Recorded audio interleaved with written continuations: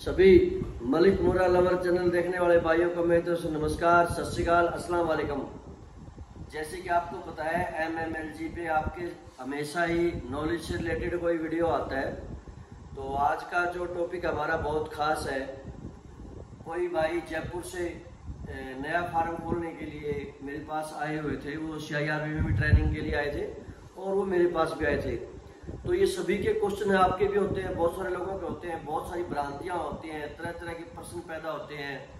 Breed से related, दूध से रिलेटेड, डेयरी फार्म में कामयाब करने के कौन से जो है पॉइंट है, उन पे सभी पे उनसे चर्चा हुई। तो एक अहम चर्चा थी, उनका क्वेश्चन था जो CIRB भी उनको सेटिस्फाई नहीं करवा सकी। तो उनका प्रश्न क्या था कि जैसे कि आप में से भी बहुत सारे लोगों के ऐसे कमेंट आते हैं, देखता हूं मैं, कि 10 किलो वाली भैंस के ऊपर क्या 25 किलो वाली का, 22 किलो वाली का, 28 किलो वाली भैंस का सीमन यूज कर सकते हैं। तो इस तरह के उनका एक क्वेश्चन तो ये था। एक क्वेश्चन था कि कैसे पता चले कि ये बच्चा बुल पे आया है कि नहीं आया है। तो जाहिर सी बात है, ये आपके भी दिमाग में चलता रहता होगा इस तरह का। तो हम तरतीब वाइज इसके बारे में डिस्कस करते हैं आज आप लोगों के साथ में।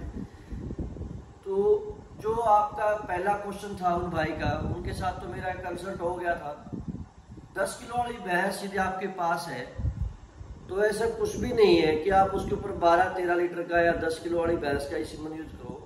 तो आप उसके ऊपर मैक्सिमम दूध का, यानी कि 25, 26, 27, 28 किलो वाली भैंस का बुल का सीमन यूज कर सकते हो।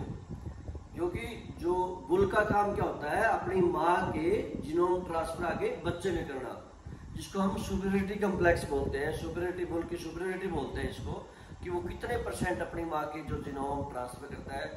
जो बुल ज्यादा है ज्यादा अपनी, कुछ बुल तो ऐसे होते हैं जो फोटोस्टेट निकालते हैं। मेरा एक एग्जाम्पल के लिए, गाँव में घोलू नाम का बुल छोटा था मैंने 2009-10 में। तो उसके अंदर ये क्वालिटी थी, वो जिस भी भैंस पे उसको जब करवाते तो सेम बच्चा वो उसके ऊपर आता था। तो बहुत कम बुल होते हैं ऐसे।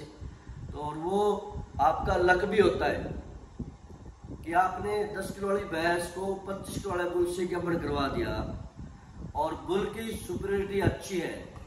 तो 10 किलो वाली भैंस ने यदि कट्टी दे दी तो वो कट्टी 24-25 किलो पे पहुंच जाती है तीसरे ब्यात तक। यानी कि पहले ब्यात में वो आपको 16+15+ यानी कि 16-17 किलो दूध वो कटड़ी आपको पहले ब्यात पे दे देगी।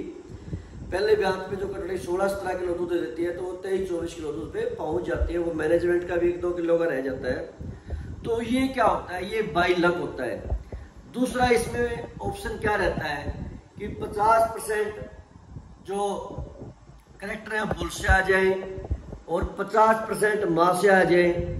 तो ऐसी 10 किलो वाली भैंस के ऊपर यदि हमने बुल क्रॉस कराया, बुल को चढ़ाया, तो जो कटड़ी आएगी वो दोनों का दूध मिला के, सपोज कि 25 किलो की भैंस का बुल है और 10 किलो की वो भैंस थी, तो दोनों का मिला के कितना हो गया, 35 किलो।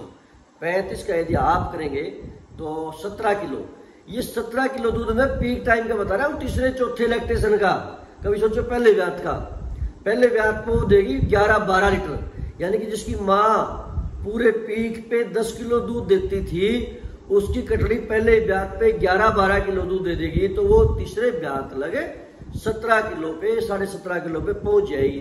तो ये दूसरा ऑप्शन हो गया, बीचों बीच भी आ सकता है। और तीसरा ऑप्शन क्या है, वो बैड लक जिसको बोलेंगे।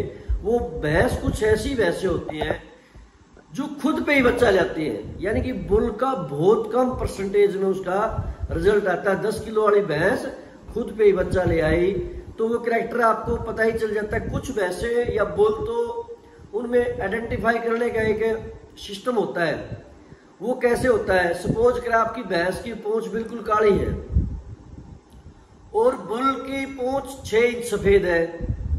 जब छोटा बच्चा पैदा होया भैंस के, उसकी पूंछ 2 से 3 इंच सफेद है, तो आपको तभी आइडेंटिफाई हो जाएगा कि ये बच्चा बुल पे गया, क्योंकि माँ की पूंछ तो बिल्कुल काली थी।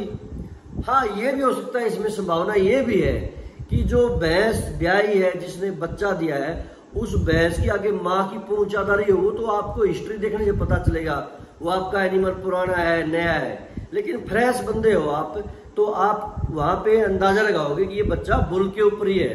यदि उसकी पूंछ सफेद है 2 इंच, तो वो बड़ा होएगा तो 6 इंच लग हो जाएगी वो। ये पैमाना है आइडेंटिफाई करने का। एक मैंने 1-2 वीडियो में बोला भी है कि एक मेरी नूरी जोटी थी और नूरी की जीभ बिल्कुल काली थी और डब्लू बुल था, उसकी माँ की जो जीभ थी वो लाल थी, डब्लू की काली थी। डब्लू की काली होगी, नूरी की काली, लेकिन डब्लू की माँ की लाल थी। तो नूरी के जो डब्लू की बेटी पैदा हुई, उसकी पैदा होती है देखी जीभ लाल थी।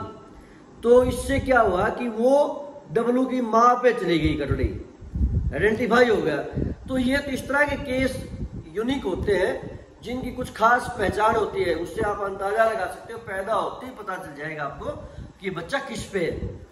नहीं तो कोई भी ऐसी ताकत नहीं है, कोई साइंस नहीं है जो बच्चे को पैदा होते ही बता दे कि ये बच्चा उस पे है और इतना दूध देगा। वो जब बड़ा होगा तभी उसका हमें दूध पियाएगा, तभी पता चलेगा ये किस पे ऊपर इसके जो बॉडी के सिम्टम गए हैं।